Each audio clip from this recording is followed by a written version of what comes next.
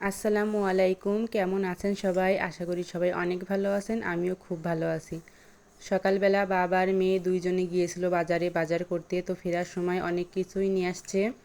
বিশেষ করে আমার মেয়ের জন্য নিয়ে আসছে খেজুর, আঙুর ফল আর ছোট কালো জাম। আর এই ছোট কালো জামটা আমার মেয়ে খেতে অনেক পছন্দ করে। আর এইখানে ছিল 1 কেজি পরিমাপ গরুর মাংস।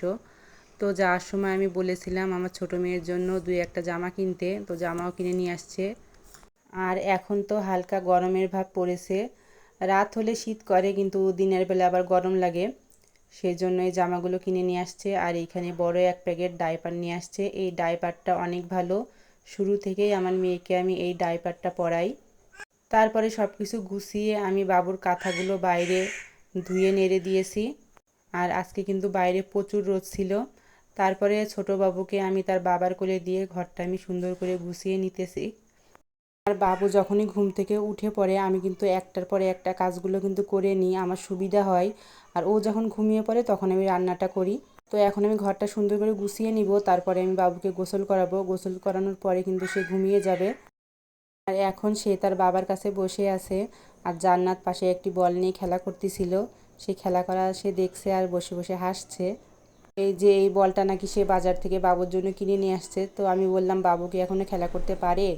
তার কি এখনও সে খেলার বয়স হয়েছে? তারপরে তো বাবুর কাঁথাগুলো সুন্দর করে সে ভাঁজ করে নিচ্ছে। এই যে আমি বললাম, তুমি বসে বসে বাবুর কাঁথাগুলো সুন্দর করে ভাঁজ করে রাখো। আর এই যে দেখেন আমার ছোট বাবুটা খাটে শুয়ে শুয়ে খেলা করতেছে আর আমাকে সে দেখছে। তারপরে কাঁথাগুলো সে সুন্দর করে ভাঁজ করে রেখে বাবুকে কোলে নিয়ে একটু আদর করতেছে। একটু পরে বাবুকে আমি গোসল করিয়ে দিব আর তারপরে কিন্তু সে ঘুমিয়ে যাবে। আর এখন আমি দুপুরে কি রান্না করব সেটাই ফ্রিজ থেকে বের করতেছিলাম। আর আজ কিন্তু শুক্রবার। শুক্রবার হলে কিন্তু আমাদের এখানে প্রতিটা ঘরে ঘরে মাংস রান্না করবেই। এই যশোরে কিন্তু এটাই নিয়ম। প্রত্যেক শুক্রবারে আমাদের এখানে কেউ গরুর মাংস, কেউ মুরগির মাংস, কেউ আবার বিরিয়ানি রান্না করে খায়। অনেক মজা হয়। কোন এলাকায় কী রান্না করে সেটা আমি জানি না, কিন্তু আমাদের এইখানে প্রতি শুক্রবারে কিন্তু গরুর মাংস রান্না করবেই। তো তারপরে যাই হোক, এই যে আমার বাবুকে কিন্তু গোসল করা হয়েও গিয়েছে। এখন আমার বাবু কিন্তু ঘুমিয়ে যাবে, তারপরে আমি রান্না করব। আর এই যে জান্নাতের বাবা নামাজ পড়তে যাবে, সেই জন্য সব কিছু তাকে আমি গুছিয়ে দিচ্ছিলাম। এখানে জায়নামাজ টুপি আগে থেকে আমি বের করে রাখছি, যাতে তার কোনো কষ্ট না হয়। নামাজে যেতে সব কিছু গুছিয়ে রাখলে কিন্তু আগে থেকে একটু সুবিধা হয়, নামাজে যেতে দেরি হয় না সেই জন্য।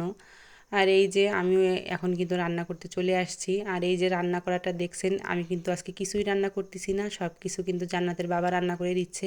আমি শুধু এইখানে ডালের বড়াটা করছি। আর আজ ইফতারিতে কিন্তু আমি ভাজা পোড়া কিছুই করিনি। প্রতিদিন ভাজা পোড়া খেলে কিন্তু গ্যাসের সমস্যা হতে পারে সেই জন্য। আর আজ ইফতারিতে ছিল কিন্তু খুদ দিয়ে, ডাল দিয়ে আর লাউ শাক দিয়ে খিচুড়ির মতো করে রান্না করছি। খেতে কিন্তু অনেক মজা ছিল। আর ছিল শরবত। আর বেশি কিছু করিনি, যেহেতু আমরা মানুষ দুইজন সেই জন্য। এই যে এটা দিয়ে আজকের ইফতারি আমাদের হয়ে যাবে। তো আজকের দিনটা এভাবেই কাটলো আমাদের। সবাই ভালো থাকবেন, সুস্থ থাকবেন, সবাই সবার জন্য দোয়া করবেন। আল্লাহ হাফেজ।